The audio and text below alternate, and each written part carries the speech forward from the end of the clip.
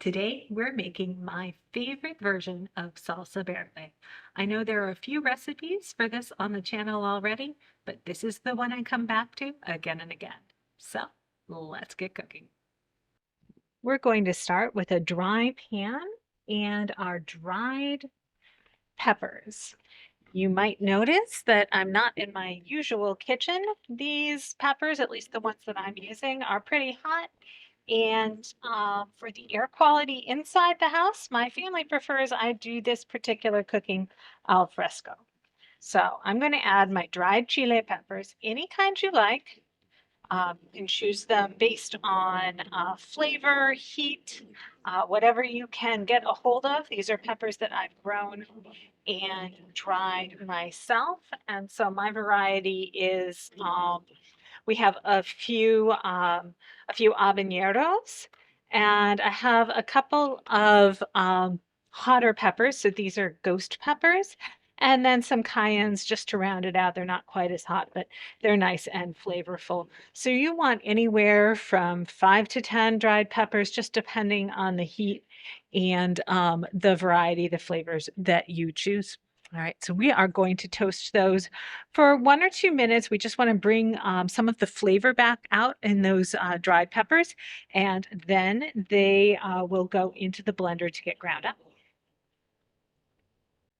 My peppers have had a couple minutes to toast, and I'm not looking for them to get significantly darker. I would like to smell their aroma though, and I definitely do. So I'll place these into the jar of a blender. Everything's going to get mixed together in this one blender jar. Not too much cleanup involved here. And we'll set that aside for a second and add the rest of our ingredients, or just about all the rest of our ingredients, to this pan. And this is just a dry pan I'm using to roast. You can roast this stuff on a grill too. In fact, I'm right next to the grill. I could be doing that right now instead. But I use this one pan for these. All right, so I have half an onion cut into just rough chunks, and I'm going to break those as that sits in this dry pan. I'm going to kind of knock those around and break those up so that the layers of onion separate out. I have 5 good-sized tomatillos. You want somewhere between 5 and 6 tomatillos here. Obviously, you can make larger or smaller batches of this stuff too. And then I've got 6, I believe, cloves of garlic. They're just whole cloves of garlic that have been peeled, and that's it. So we're going to set those in this pan and let them, and this pan is on about medium heat, by the way, medium high. And we are just going to let those sit on one side at a time until they start to get charred in places. Of course, the garlic cloves, the smaller ones especially, will get done first. The tomatillos will take the longest, and we'll just move those around a bit and let them char. So while those char, I'm going to grind the dried peppers in this blender until they're mostly a powder, some larger chunks, not very large chunks, but you think pepper flake kind of chunks will remain in there. And then to that, I'll add a few shakes of salt, and those ground peppers will wait on the rest of the ingredients to be ready to blend. My peppers are nicely ground. You can see there's bits of seed in there, but it's mostly powder and pepper flakes. And to that, I will add a few sprinkles of kosher salt. And then as some of the smaller bits in the pan begin to get really toasty, I'll add those to the blender jar, and we'll just keep going. The tomatillos still have a way, and the onions as well have a ways to go. They're charred on one side, but maybe not the other. But the garlic is ready to hit the blender. And so once everything is ready, we will check back in. My tomatillos and the last of my onions are nicely charred in spots, and the tomatillos can start to slump a little bit or even ooze or pop as they get done.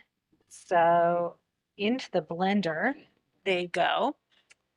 And we will put just one more little thing in here. We're going to put enough water in the blender to make it move freely as it blends. And that is really all there is to it. You could definitely do this with no salt at all, and it really is totally fine. So folks who are having low sodium diets and such, no salt will do just fine for this. All right, get this last bit of stuck onion off of the pan. Pour just a little bit of water in. We're thinking maybe a quarter to a half cup. In extra water isn't a problem. It'll just make for a looser sauce, and that's no big deal. If you find it isn't moving around freely, as soon as that first tomatillo sort of hits the blender blades, pause, add a little bit more water, and keep going. So we'll see this when it's all blended.